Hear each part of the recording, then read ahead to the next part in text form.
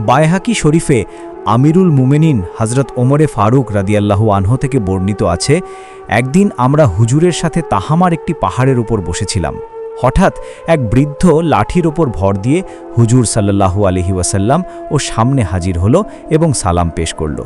হুজুর সাল্লাল্লাহু আলাইহি ওয়াসাল্লাম জবাব দিলেন এবং ফরমালেন, ওর আওয়াজটা জিনের আওয়াজের মতো মনে হচ্ছে। পুনরায় হুজুর সাল্লাল্লাহু আলাইহি ওয়াসাল্লাম ওকে জিজ্ঞেস করলেন, তুই কে? সে আরজ করল, হুজুর আমি জিন, আমার নাম হামা, হিমের ছেলে। হিম হল লকিসের ছেলে এবং লকিস হচ্ছে ইবলিসের ছেলে। হুজুর সাল্লাল্লাহু আলাইহি ওয়াসাল্লাম ফরমালেন, তাহলে তো তোমারও ইবলিসের মধ্যে মাত্র 2 প্রজন্মের ব্যবধান। পুনরায় জিজ্ঞেস করলেন, তোমার বয়স কত? সে বলল, ইয়া রাসূলুল্লাহ, পৃথিবীর যতটুকু বয়স আমারও বয়স ততটুকুই হবে, তবে কিছু কম হতে পারে। যেদিন কাবিল হাবিলকে হত্যা করেছিল সেই সময়ে আমি কয়েক বছরের শিশু ছিলাম, তবে কথাবার্তা বুঝতাম, পাহাড়ে দৌড়াদৌড়ি করতাম, মানুষের খাদ্যশস্য চুরি করে নিয়ে আসতাম, মানুষের মনে কুমন্ত্রণাও দিতাম যাতে ওরা আত্মীয় স্বজন ও প্রতিবেশীদের সাথে অসৎ আচরণ করে। হুজুর সাল্লাল্লাহু আলাইহি ওয়াসাল্লাম ফরমালেন, তাহলে তো তুমি খুবই খারাপ। সে আরজ করল, হুজুর আমাকে ভৎসনা করবেন না, আমি আপনার সমীপে তওবা করতে এসেছি। ইয়া রাসূলুল্লাহ, আমি হযরত নূহ আলাইহিস সালামের সাথে সাক্ষাৎ করেছি এবং 1 বছর তার সাথে মসজিদে অবস্থান করেছি। আমি তার দরগাহেও তওবা করেছি।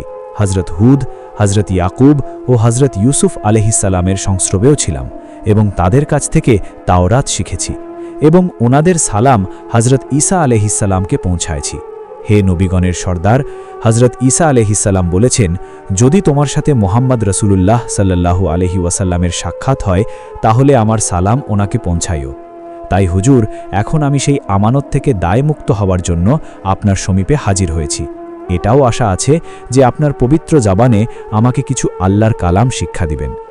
হুজুর সাল্লাল্লাহু আলাইহি ওয়াসাল্লাম ওকে সূরা মুরসেলাত, সূরা আম্মা ইয়াতাসাআলুন, সূরা ইখলাস, সূরা ফালাক, সূরা নাস এবং ইজা শামসু শিক্ষা দিলেন। আরও ফরমালেন, হে হামা, যখন তোমার কোনো প্রয়োজন হয় আমার কাছে আসিও এবং আমার সংস্রব ত্যাগ করিও না।